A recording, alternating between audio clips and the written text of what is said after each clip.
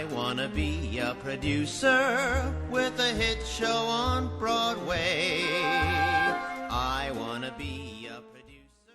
Hello, everybody. Welcome back to the Producer's Perspective podcast. I'm Ken Davenport. Thank you so much for listening. You know, I've been lucky enough to have so many different professions and industry leaders on the podcast. We've had directors, designers, producers, and today we have a president. We have someone who sits in one of the most unique chairs in the business and who guards some of the greatest treasures the musical theater has to offer. My honor to have on the podcast today the president and executive director of the Rodgers and Hammerstein organization. I said that wrong, didn't I? Steen. President and executive director of the Rodgers and Hammerstein organization, Mr. Ted Chapin. Welcome, Ted. Thank you. You actually said it right the first time. Oh, that's okay. No, but Bill Hammerstein said to me, like Steinway pianos, Hammerstein. So that's the thing to remember, but it doesn't really matter.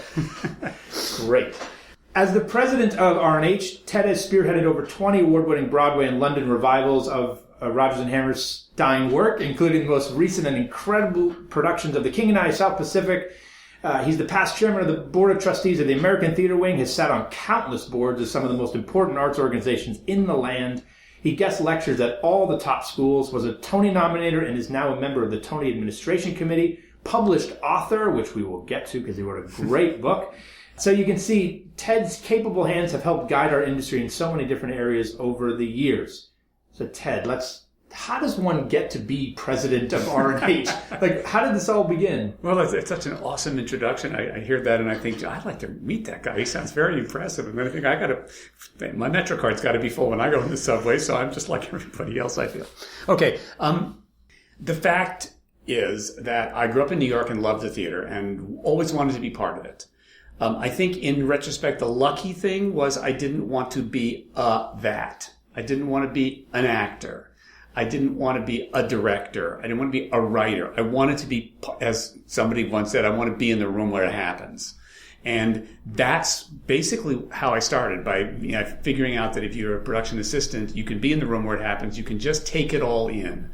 So in a funny way, the fact that I did, I did production assistant jobs, I did assistant directing jobs, I ran the musical theater lab, which Stuart Ostro started. There's a sort of eclectic background in my 20s, all of which came to a wonderful head the day Mary Rodgers called me and said, I think they could use you at Rodgers and Hammerstein. She had seen the work I'd done at the musical theater lab, and she was a friend of my parents, so I knew her socially. And she just said, I think they could use you at the Rodgers and Hammerstein office. Here's their number. Give them a call. I'll see you later. Goodbye. And it was a year or so after Rodgers had died, and nobody in the families quite knew what to do. It is true that Richard Rodgers and Oscar Hammerstein, when they started to write together, both having years of experience writing the musical theater, they knew how the business worked. So when Oklahoma, their first show, hit big, they and their advisors said, let's control our destiny. Let's do everything out of our office. Let's be our own Samuel French. Let's be our own Warner Chappell. Let's, in fact, produce our own movies. Let's produce our own shows. So that's why that there even is such a thing as the Rodgers and Hammerstein office, where all the rights are centralized in one location. So Mary called, and the families knew that they owned this place. They knew that checks came from this place, but they didn't really know a lot more than that. So my going down there and saying, sure, what is it that you're talking about? And the idea was I would spend a year and learn the ropes in the hopes that I could then take over. And I think I ended up spending 2 years there because it was more complicated than I thought. I didn't know what music publishing actually was. I didn't know the difference between a first-class right and a second-class right. I didn't know what grand rights were. I mean, there are all these terms that I didn't know. By the time I learned them, it was, Bill Hammerstein, who was wonderful, said, do you want this job? And I said, yeah, I do. And so I became the executive director. I actually only took on the title president when we brought the publishing company in-house. And I hired a very smart woman who had worked at Chapel to be the head of it. And she said, I need to be president of Williamson Music, our company, because in the music publishing world, that means something. And it was the first person who said to me, so Maxine's the president and you're the executive director. I thought I should probably straighten that out. So then I added president. I mean, all these titles are kind of silly, but that's why, long-winded answer to your question, that's why I have the title president. And how long have you been there now? I've been there for 32 years. I have gray hair. You can see silver, maybe. I didn't have any when I started. But it's been a great, great time because I have said, and I will say again, no 2 days have ever been the same. And that's the fun. So imagine you're at a cocktail party in, like, I don't know, East Wichita, Kansas, which may not get a lot of Broadway activity. And someone says to you, "Hey, Ted, nice to meet you. What do you do?" How would you describe it at a cocktail party to someone who doesn't know our business and who hasn't seen Oklahoma, what you do? Well, at a dinner party last night at the Waldorf, not dissimilar to what you're describing, I said entertainment. I started with these Brazilian bankers. Entertainment is where I started. But where I get to very quickly is I will say the Rodgers and Hammerstein musicals, and then I will say The Sound of Music, because that's the signature. And it was actually the guy who does the printed music for us several years ago said he hired a new secretary who didn't know Oklahoma, didn't know The King and I, didn't know who Rodgers and Hammerstein were, but knew The Sound of Music. And so he said to me, that's your ticket in. That's your way in, just so you know that.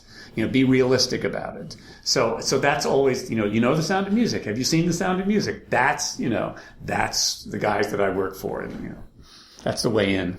So when Mary Rodgers called you and you were like, okay, I'll go over there, did you like the R&H stuff? Like, did you have a predisposition to love it? That's a really interesting question because I grew up at a time when I could have seen the original production of The Sound of Music. I probably could have seen Flower Drum Song, but I would have been taken to it as a very young child. But my parents, even though my father worked at Columbia Records that put the cast album of The Sound of Music out, they didn't take me to The Sound of Music. They took me and my brothers to Bye Bye Birdie, because that was a little hipper. So I always think how interesting. I knew the recordings. I saw the productions that were done at the New York State Theater, part of the Music Theater of Lincoln Center, one of the created constituencies of Lincoln Center that only lasted a few years. So I knew of the Rodgers and Hammerstein musicals. I listened to the recordings. I didn't actually have a direct relationship to them as much as I had to other shows that I had seen and loved at that time. So you say that no 2 days are alike. Give me an example of a typical or atypical day. What kind of calls do you get? Well, I always like to answer that question starting with today, because today is the day, and I went to the office in the morning. A lot of conversations today were happily about the new production of The Sound of Music that is playing at the Amundsen, that Jack O'Brien directed. And again, that production is in some ways the quintessential example of what my job is. I found out a few years ago that Jack O'Brien and Margot Lyon had gone to Moscow on a State Department visit and had been asked to go and see a dress rehearsal of what is referred to as the first authorized production of The Sound of Music in Russia. Don't think it was the first, but it's the first that we got any royalties from. And he was very moved by what he saw, and Margot told me, you got to get Jack to tell you about that production. So I got Jack to tell me about that production. At the same time that Ken Gentry, who runs networks, had been saying to me, it's time for A Sound of Music to tour the country. Audience survey, all those very well-run theaters across the country that take touring productions, they do audience surveys and they throw out titles, and The Sound of Music is on everybody's list. It's time for A Sound of Music. So what I did was kind of put it all together, because for Jack O'Brien, 3-time Tony Award-winning director, to direct a touring production is not normal. For networks to hire Jack O'Brien to direct a production is not normal. So my challenge, and frankly, it was a great challenge, is to see, let's see if we could all put this together and everybody could step up their game a little bit so we could do a touring production that is as good as anybody can make it. And it opened last week to very good reviews. So now, what's the future? That's the fun. That's the fun part of today. You're basically doing the work of a producer. And in fact, through an ironic slight change in the way Rodgers and Hammerstein is organized, I'm actually one of the named producers of that production, which came about after the fact. But yeah, so that's that. And then we had a video conference with Bert Fink, our colleague in London, who basically said that with the exception of Pipe Dream and what was the other one? Pipe Dream and not even Allegro, not even Me and Juliet, but Pipe Dream and something. He has activity for every one of the Rodgers and Hammerstein musicals somewhere in the UK. The fact is, these are 50-year-old plus shows that the challenge and the fun is to keep them alive, to keep new generations of people discovering them. Because I have an answer to your question about how much I knew them when I started. I didn't know them that well, but boy, have I come to respect them, because they are first-rate works of theater. And that's why when Lincoln Center does the South Pacific or the King and I, and put the production in the hands of Bart Shear, and he examines every word and finds things.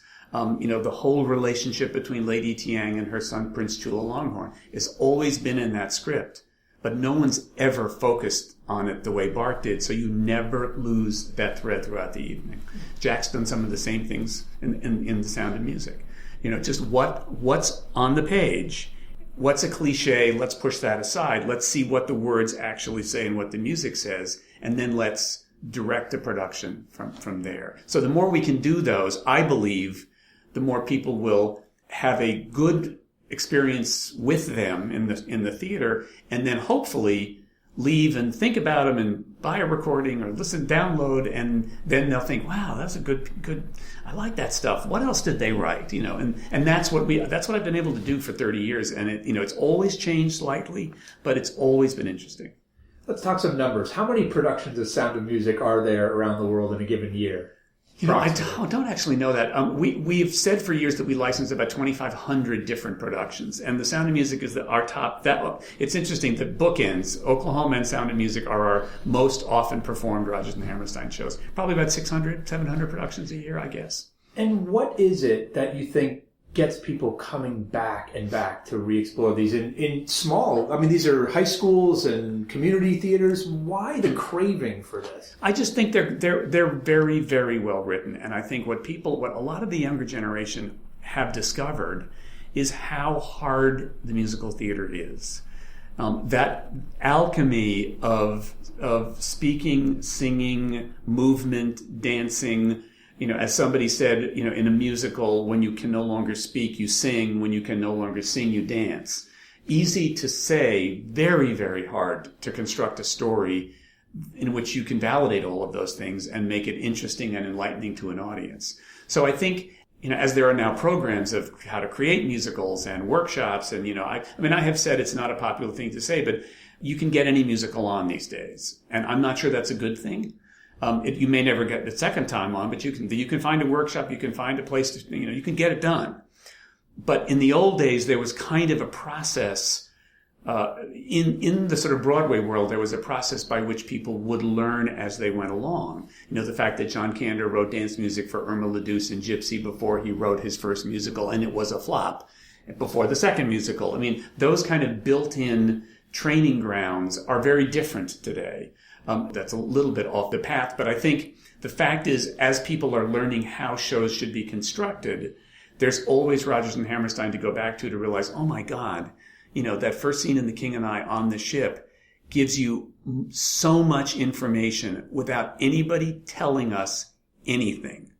It's characters in a situation talking to each other, and you find out she's arriving in Bangkok, it's scary, the king is sending his people to come down. She has a young son. She's brave, and she figures out how to buck herself up with a kind of silly, throwaway kind of song. I whistle a happy tune. And then the crawl home comes, and so the king has there's just all this information without anybody having to look out at us and saying, we are approaching Bangkok. It's a scary place. I'm coming from somewhere else. That kind of stuff. So it's very tricky to figure out how to create characters and situations and make it valid for the time and the locale and the style of the music and the style of the show. And that's what Rodgers and Hammerstein really, really did well and can withstand thorough study in order to guide any creator of a musical. If Oklahoma opened in 2016 as a new musical, do you think it would be a hit based on what today's audiences want? Or That's a really, really good question. I think if it opened in 2016 looking and feeling like the production that opened in 1943, it would not be a success at all. Among other things, the sophistication of scenery and lighting has come a very long way. So, those original productions of Rodgers and Hammerstein's kind of look like high school productions when you see the photographs today. So I don't think anybody would reject that. I certainly think from what the Trevor Nunn production and Susan Stroman production was like in London, there would be every reason to think that kind of version of Oklahoma done brand new today would be very exciting to everybody, because the libretto is really strong. The story of it is fairly simple, but the way it's told is very complex and very emotional. And, again, a thing to understand. You don't need a complicated story if the way you've set up the people who are part of the story are themselves interesting and the situations are interesting. Who is that peddler? Is he really from Persia, or is he from the Lower East Side? I mean, all these questions that would be taken up anew if it were a brand new musical today. But I think the basic show still stands up. So you are in this very difficult position. Some might say it's enviable position, but it's probably much more challenging than those of us on the outside ever think. In fact, so I first met you when I was general managing the Ken Gentry Cinderella. Right. That was going out. And I remember first being told, it's got to go past Ted. It's got to go past Ted. Everything has to get Ted's approval. And we were all so nervous you coming in the room on the first day, because you are the safeguard for these incredible pieces of work. How does that feel for you, number one? And how do you channel the author's original intent? Obviously, they're not here to tell you, right. Yes, I'd allow this. No, I wouldn't allow this. Where do you get your guidelines? That's a very, very good question. First of all, I'm a hired hand. I mean, the Rodgers and Hammerstein catalog is vast enough that the two families could hire somebody to be in charge of everything that they inherited. I say that because there are a lot of estates that have people who have enormous emotional connections to what their father, their grandfather, their grandmother, whatever wrote. And that's more complicated to have, on top of everything else, an emotional connection. I don't have that. My emotional connection is to the theater. I'm an emotional theater goer. I know what I like. So starting with that, number one. Number two, when I started, I worked for Dorothy Rodgers, widow of Richard Rodgers, and Bill Hammerstein, oldest son of Oscar. Bill was a producer and director in his own right, had been doing the sort of management of copyrights longer than Dorothy certainly had, and was very wise. He seemed a little slow, perhaps, but he wasn't. He was very wise and just didn't want to let things take their time. Dorothy was incredibly smart, but had nothing to do with the office. So her mandate was to keep Richard Rodgers' music alive. So I learned from my bosses, and I made a couple of little mistakes, and I learned where the lines are drawn, where I could come into Cinderella and say that's not good or that is good, and when I had to defer to the people who actually owned everything. And that was a challenge, but as far as I was concerned, it was a good challenge, because I was willing to say, I think this is X, Y, and Z. Do you want to come and see it yourself? And they mostly would say, no, we trust you. I think that's fine. Or no, that is something I'd like to see. So in a way, what I learned without any job description is, where the lines need to be drawing on my experience, my, love of the theater, and, just trying to go with my instincts as much as I can.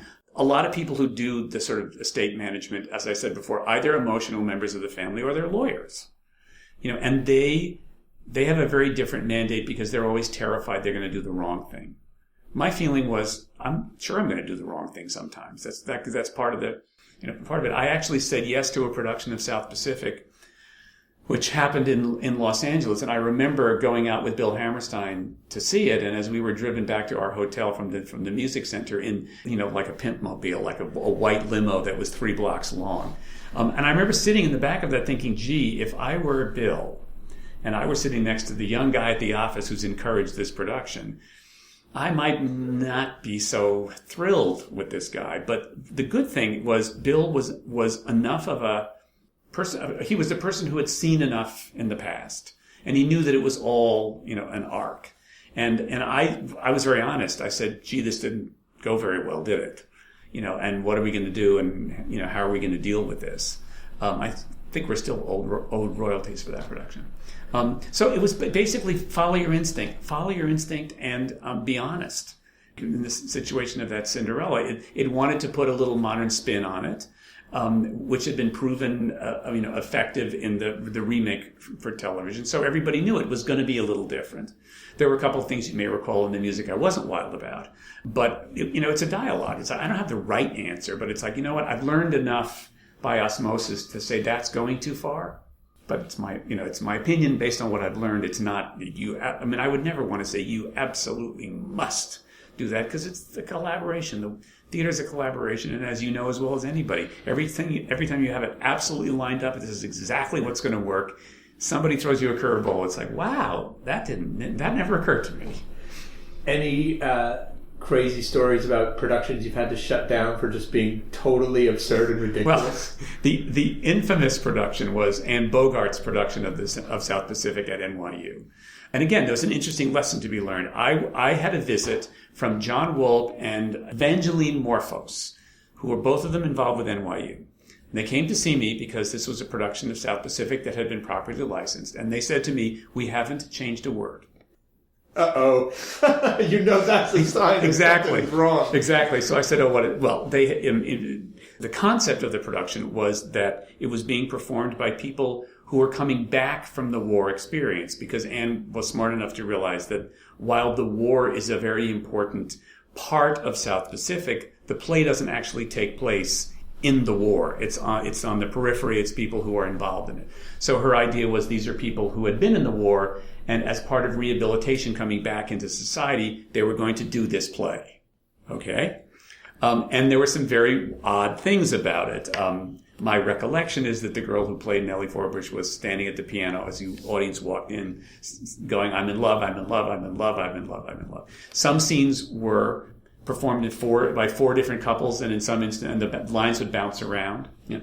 So the answer is they didn't change the words. They reassigned them and they changed it around. And there were things about the production that were clearly not what South Pacific was intended to be. My dilemma was it was fascinating. It was absolutely fascinating, and it delivered South Pacific. Not necessarily in the way that audiences would expect, but I sat there in a funny way, because it was fairly early on when I was there, and I thought to myself, this is a very strong piece of material. This is a really strong piece of material. So we did not shut them down. We didn't extend their contract, which they asked. So that's where we got the bad reputation for having shut them down. But I remember at the time thinking, there's a production of this show to be done before this kind of production happens, because this town hasn't seen it in a long time, and we had to wait almost 20 years probably until the Bart Shear and the Lincoln Center production happened, and it was the serendipity of a lot of different things going on. Light in the Piazza, written by Adam Gettle, grandson of Rodgers, that Mary was very enthusiastic about. I was sent out to Sundance, and then we all went out to Seattle to see it, and it ended up at Lincoln Center Theater with Bart Shear, who nobody knew who he was. And it was based on that having been a success that Andre Bishop thought, we'll put them on South Pacific. And again, it's all a mosaic. You just have to be both patient and also forward thinking about when this connecting with that, which may be a bit of a surprise, and this connected with that. And again, in the theater, sometimes it all works in a nice way and sometimes it doesn't. Do you think there will continue to be these big revivals of these shows 50 years from now? Will it just continue like this? And part B of this question is explain a little bit about the copyright situation that I'm sure, dealing with now. Yeah, the current United States copyright law gives the shows and songs that are of the Rodgers and Hammerstein era a copyright life of 95 years from the date that it was first registered for copyright. So Showboat is the first one in our camp that's going to go into the public domain in this country in 2022. So it's not that far away. Wow, that's pretty soon. Away.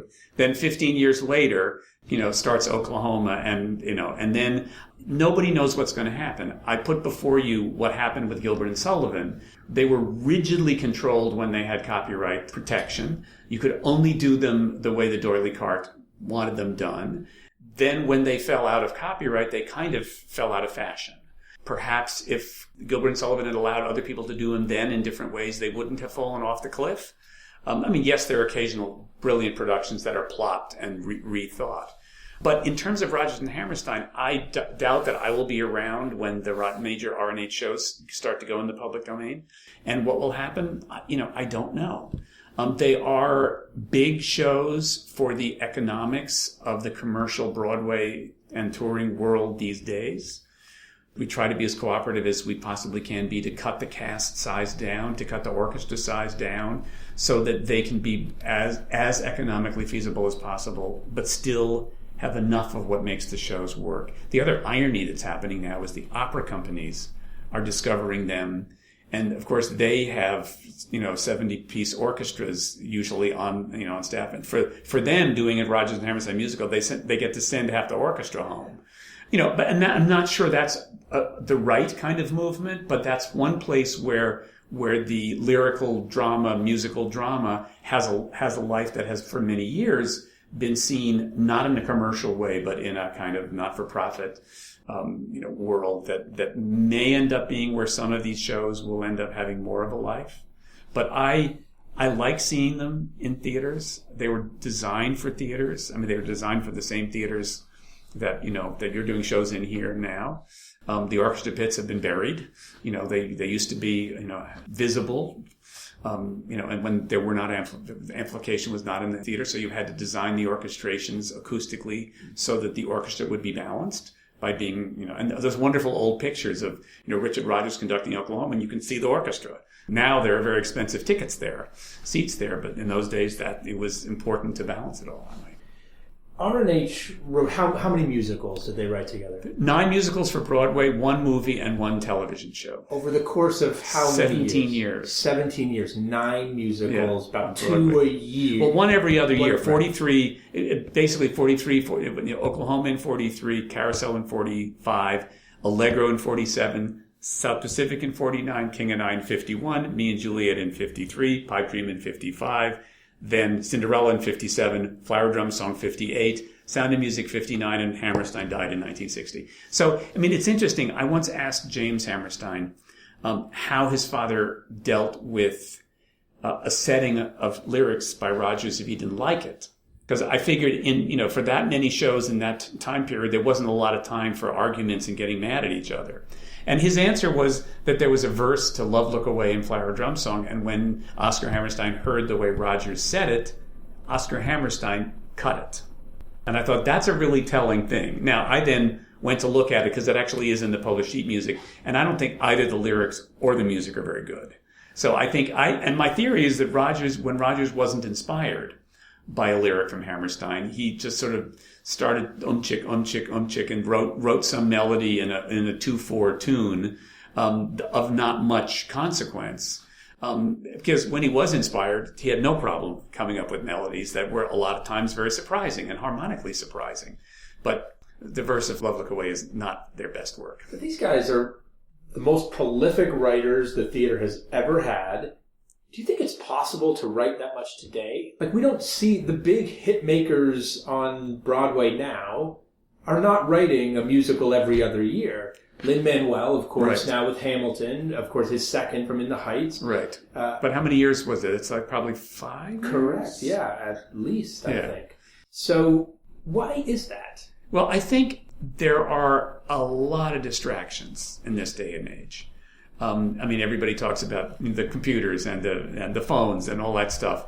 And it's very easy to find things to distract your attention. But I do think it's fair to say that, when Rodgers and Hammerstein were working, and Cole Porter and Lerner and Lowe, and, there were fewer of those kind of distractions. So that the idea of focusing on work was, I think, probably easier.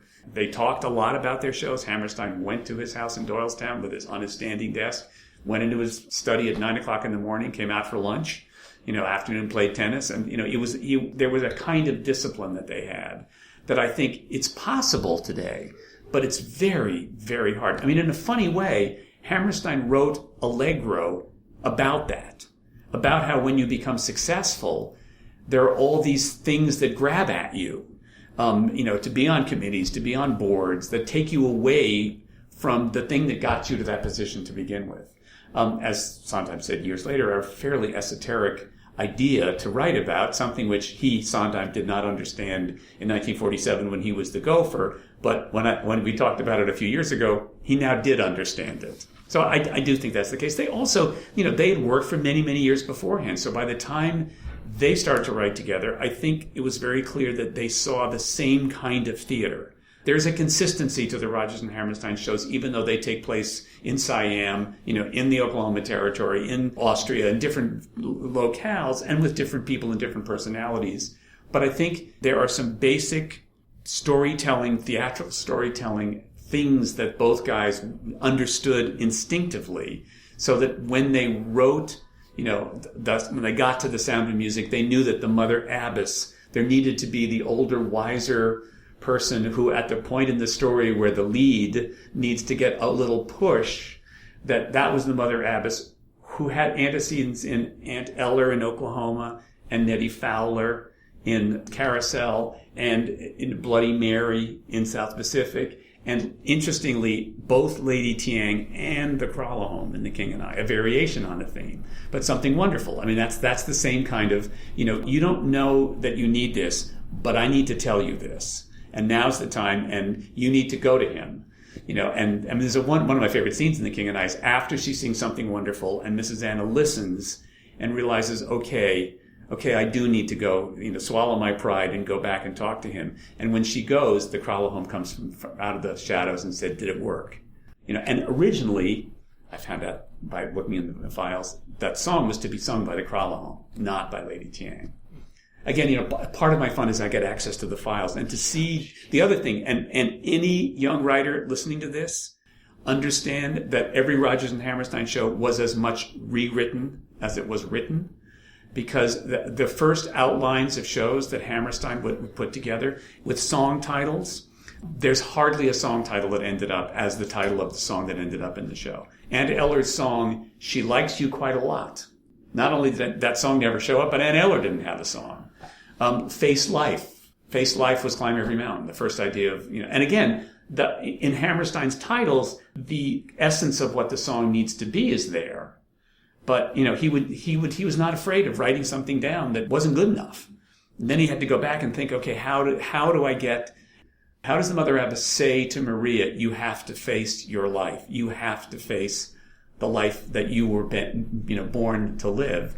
And interestingly, in that instance, Climb Every Mountain was at first a personal song. I will ford every stream. I will climb every hill. I will this. And then you can see through his drafts, it then got turned around to, the Mother Abbess saying, you will do this.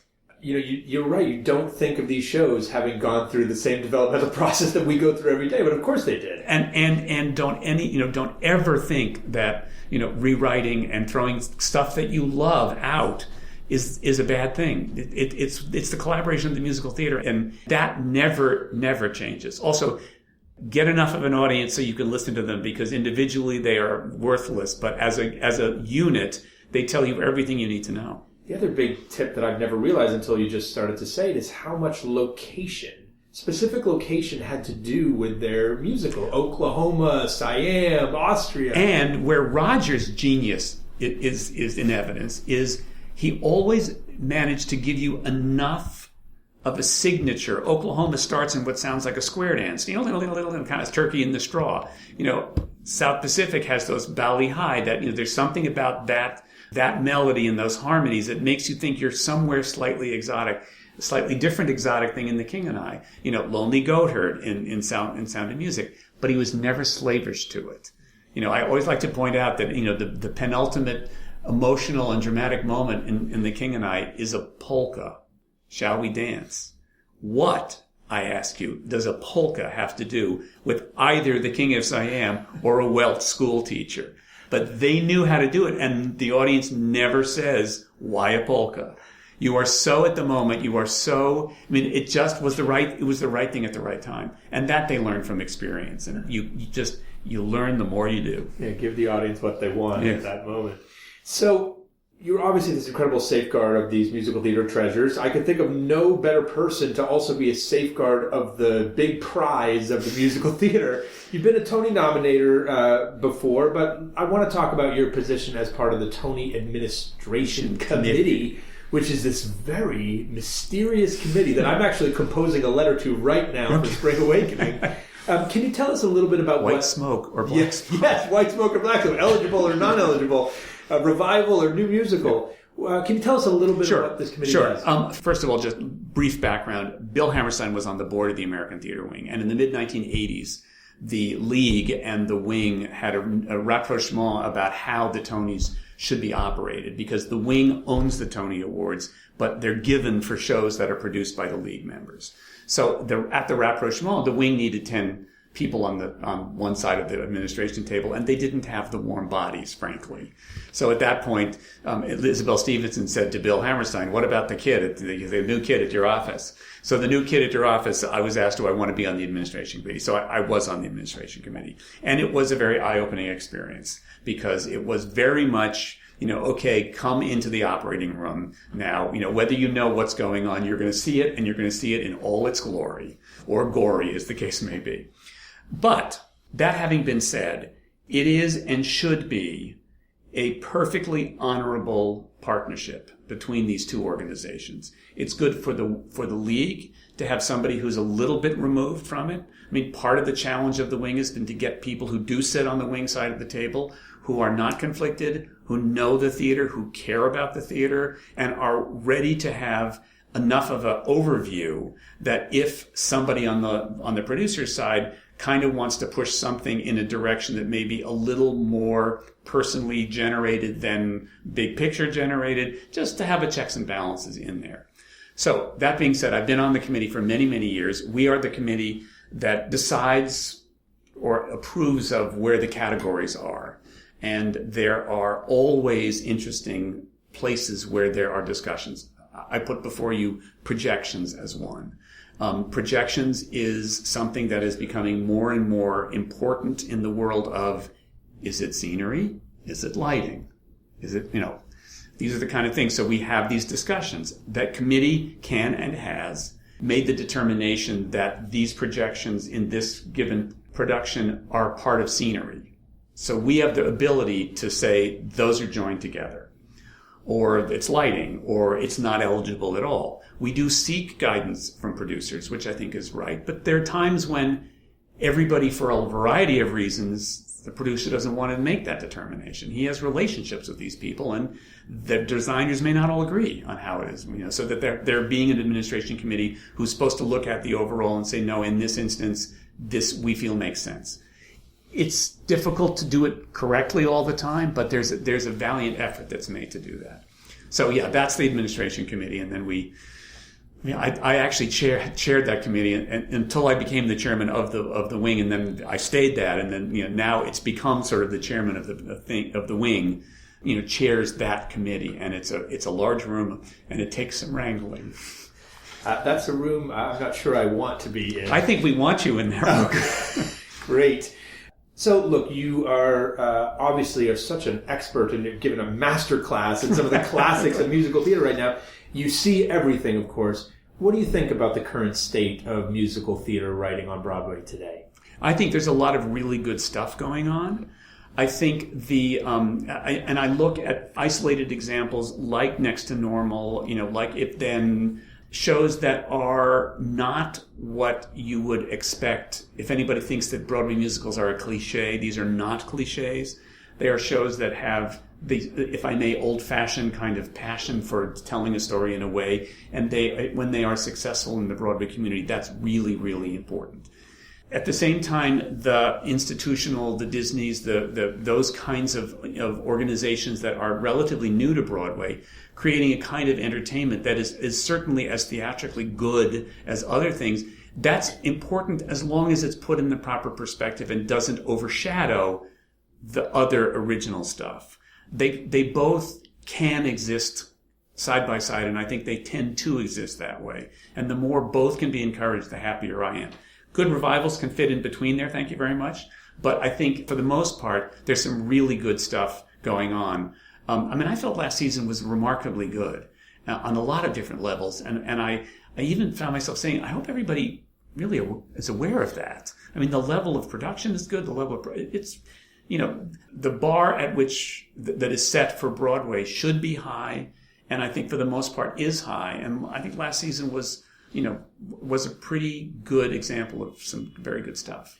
So my last question, Ted, I want you to imagine that the genie from Aladdin comes to your office and knocks on your door and says, Ted, I want to thank you. I want to thank you for your incredible work safeguarding these incredible treasures and giving us these incredible revivals, South Pacific and King and I, and all the work you've done on the wing and on the administration committee. And so I'm going to grant you one wish. What's the one thing that drives you so crazy about Broadway, that gets you so angry, that keeps you up at night, that you would want this genie to wish away in an instant? Only one thing. I know, I can see your mind going, there's a list of 100. No. That's a very, very good question. I think I'll only preface the answer, if I can find an answer, by saying that very little keeps me up at night. I was fired when I was 24 years old.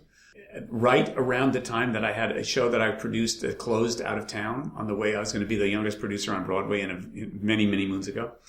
And I've always been grateful to the fact that was a devastating experience for me when I was 24 years old. So everything since then, I look at it and it's like nothing can ever have that effect on me. That having been said, so there isn't anything that keeps me up at night with anger about this. But if there's a wish that I could have, it's that the world that we live in would acknowledge what the live theater is all about in a cultural way that they don't recognize today. When you look at Entertainment Weekly magazine and 1 out of every 10 issues has 2 pages on the stage, and then I page through it and I see endless bad television shows and endless books that I don't care about. And I just think, okay, I say I'm not angry. I don't care about that stuff. But I look at it and I think, why isn't the live theater elevated to a position where people can recognize it and embrace it in a way that makes people accept it as the way so much else in our culture is accepted? Toward that end, I loved seeing on CBS the nightly news, a little piece on your Spring Awakening at the end. The more that there is of that, the more I promise you there's a kid in a wheelchair in East Lansing, Snowshoe, Nebraska, who saw that because her or his parents were watching it, unfortunately, and noted it and saw a young woman in a wheelchair who's made a success as a performer. That's the kind of thing. The more that the people who make the decisions about what gets circulated in the discussion about our cultural world can embrace what live theater is, that's my wish for that genie. It's a great wish, and I have to say that your work in allowing the Sound of Music telecast, the live telecast on television, all the efforts you're making there, I thank you for that, because that is obviously doing just that. That's part of it. That's all part of it. And we need that desperately. I can't thank you enough for doing this. All of you listeners can understand why Ted is one of the most respected people in our industry. He's one of the smartest guys I know. Thank you so much for being here, and again, for giving us this incredible masterclass. Make sure, by the way, Ted wrote this great book called Everything Was Possible, which is the story of the birth of Follies from his perspective, right? The production assistant's perspective. And it's very near and dear to my heart because that's how I started as well as a PA, and it's a great read. So thanks so much, and tune in next time. Someone that Ted mentioned, Susan Stroman, on the podcast next week. Thanks so much. I'm gonna be a producer.